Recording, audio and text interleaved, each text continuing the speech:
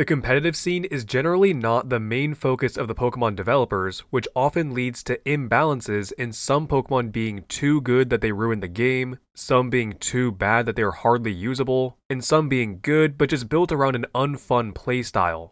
These are all things I discussed in my The Worst Designed Competitive Pokemon video, which I recommend you check out. Even though there are a lot of poorly designed Pokemon, there are also some very well designed Pokemon, which is the focus of this video.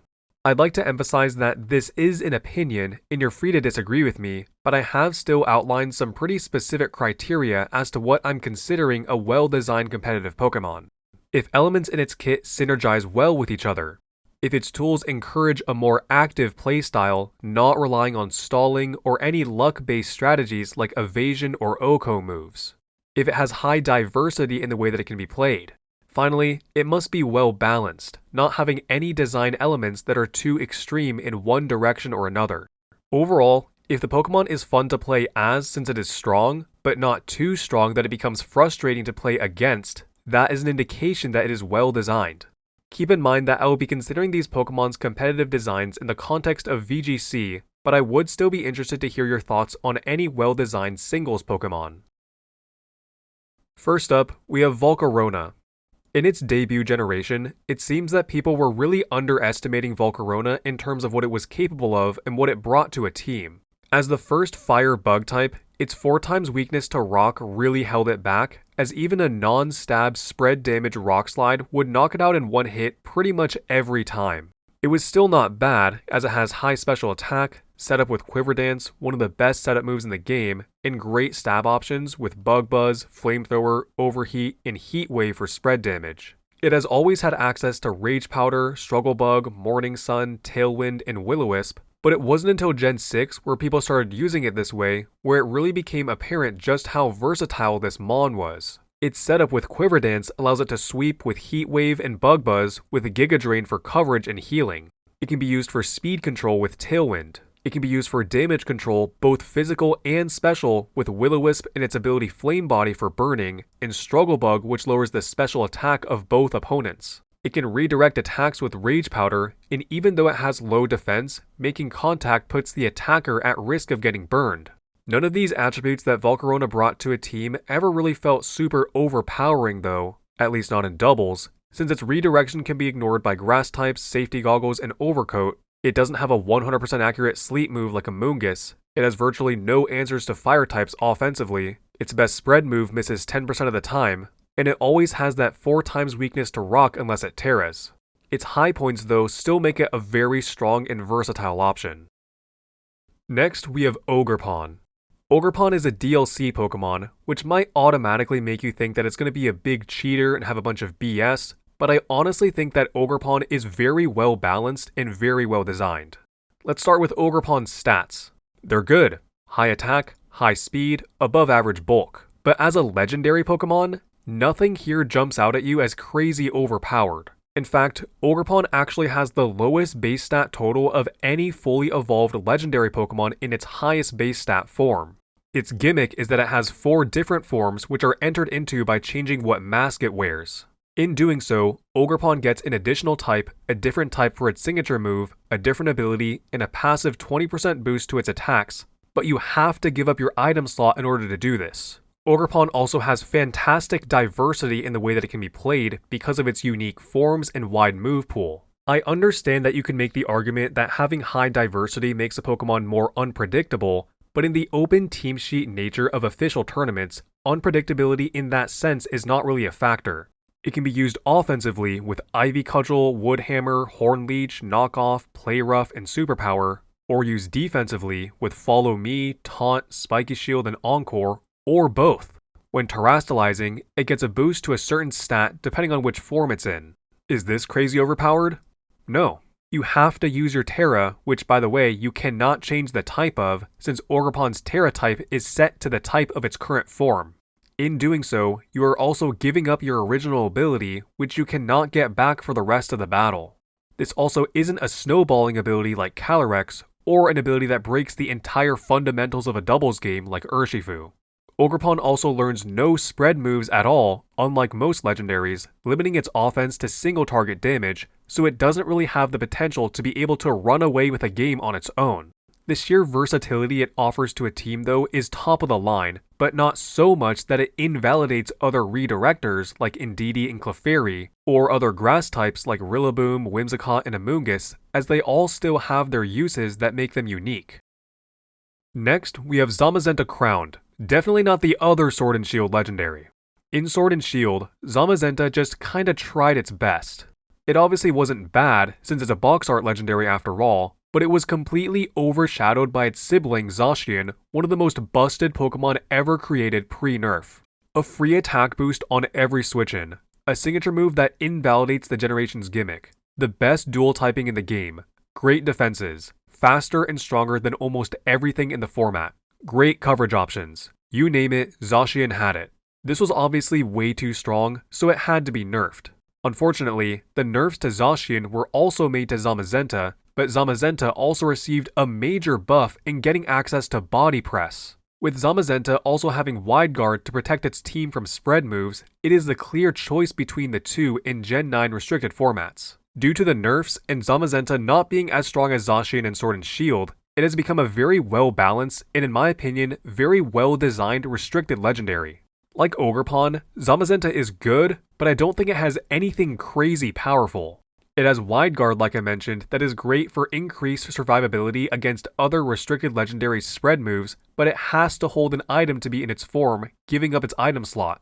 This means no leftovers or Citrus Berry for healing. It gets Stab Body Press and a +1 defense boost when it switches in, but its ability only works the first time it's sent in battle. This means that if it ever switches out, it's playing the rest of the game without an ability.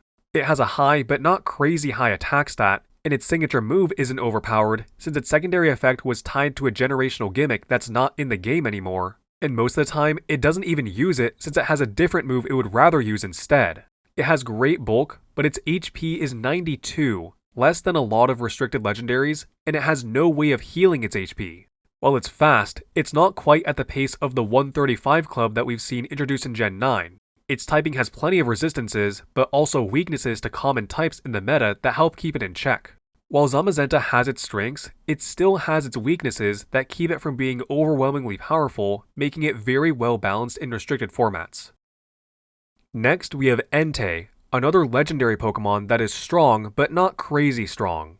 Entei received a few buffs throughout the generations that added up to making it a great Pokemon in recent formats. It gained access to Sacred Fire in Gen 6, the Fire-type move that was previously Ho-Oh's signature move that is very reliable as a non-contact 100 base power, 95% accurate move with a 50% chance to burn.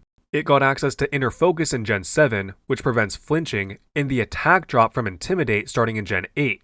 Also starting in Gen 8, Entei gets access to Extreme Speed, one of the strongest priority moves in the game. In Gen 9, Entei is able to take advantage of Terastallization to allow its extreme speeds to hit even harder. Entei also has decent coverage options like Crunch, Trailblaze, Iron Head, Stone Edge, and Stomping Tantrum, and decent damage control with Snarl and Will-O-Wisp. You can't slow down its offense with Intimidate or Fake Out due to its ability, and you can't half its attack with a Burn since it's a fire type, giving it great synergy in its offense. You could even go special if you really wanted to, since Entei gets the very powerful Eruption, as well as Shadow Ball, Extrasensory, Solar Beam, and Scorching Sands.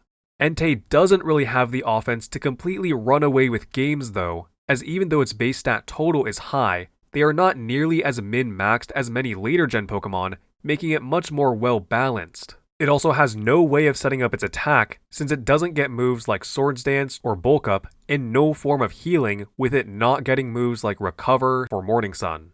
Entei is also a legendary Pokemon, meaning that when it is legal, other legendary Pokemon are also legal, so sometimes it's not even the best option. All of this is to say that Entei has some great strengths, but is by no means a broken Pokemon, making it very well balanced.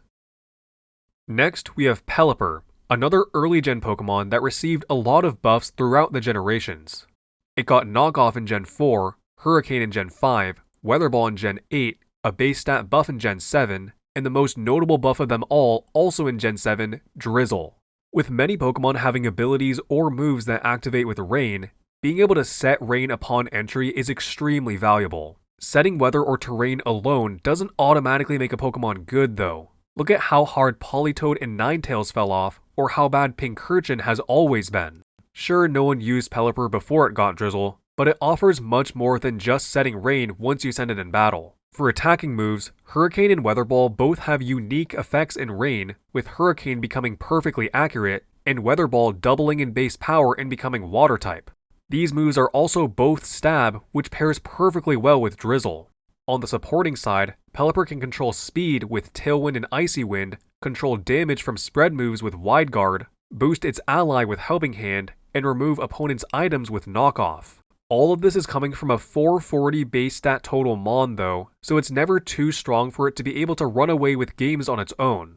With Pelipper's 4x weakness to Electric and low HP and special defense, it generally has to hold the Focus Sash or Terrastalize for increased survivability, which helps keep it in check.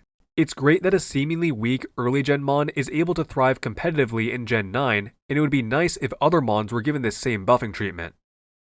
Lastly, we have Farigiraf, one of my personal favorite Pokemon from Gen 9. As a normal Psychic type, Normal's fighting weakness becomes neutral from Psychic, and Psychic's ghost weakness becomes negated from Normal, resulting in only 2 weaknesses to Bug and Dark. Farigiraf's main role in VGC is as a Trick Room setter and priority disruptor with its ability Armor Tail.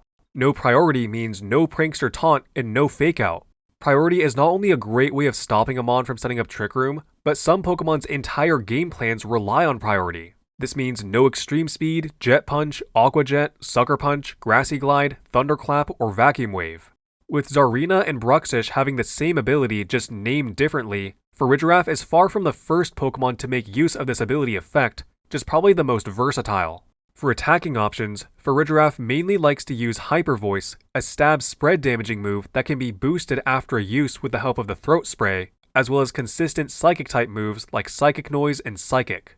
Farigiraf also has decent coverage options like Dazzling Gleam, Energy Ball, Foul Play, Thunderbolt, and Shadow Ball. Its supporting role is good too, getting moves like Imprison, Both Screens, Helping Hand, Ally Switch, Sunny Day, Rain Dance, Thunder Wave, and Wish. Like Entei, its stats are not nearly min-maxed enough for it to particularly excel in any one area though, as its speed is low but not so low that it moves first every time in Trick Room. Its HP is high, but has low enough defense and special defense for it to be within a 2-hit KO range for most Mons, and its attack and special attack are good but not incredible. Dark types like Incineroar, Urshifu Dark, Chien-Pao, Roaring Moon, King Gambit, and Chi-Yu tend to be able to one-shot Farigiraf consistently, and a Bug weakness makes it weak to U-Turn, a common pivoting move, making it never feel like an overwhelming threat. And those are, in my opinion, some of the best designed Pokemon in the VGC competitive scene. Do you disagree with me or feel that I missed any? Let me know in the comments. Thanks for watching.